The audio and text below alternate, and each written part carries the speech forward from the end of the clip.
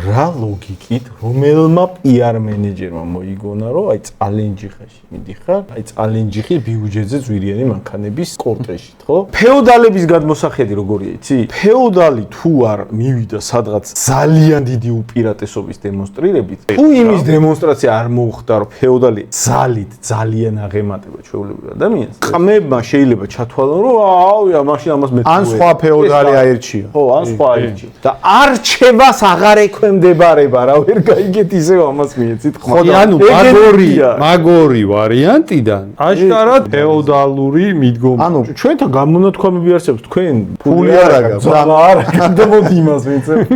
თქვენ ნუ წარმოგვიდგენია რომ კალაძე უბრალოდ ეხა აი თავში მოვიდა აზრად მოდი ხა ჩავიცმევ შორტიკებს ვიბანავებ ვიგულავებ ვიკატავებ ფერარი და ამას მე გადავიღებ და წინას აარჩენოთ ამას გავაპიარებ თქვენ თუ გონიათ ეს უბრალოდ ასე სპონტანურად მოხდა ნურას უკაცრავად იციან რომ სამწუხაროდ საზოგადოების არ თუ ისე მცირე ნაწილი მაგით საზღვრავს რომ ამათ ფული აქვთ მაგარი ბატონი ყავს აგერ ნახე რა კაი ცხენი და რა კაი აბჯარი აწვია მოდი ამ ბატონს დაუჭიროთ ხარი ეგ ხდება კონსერვატორების საქართველოსთვის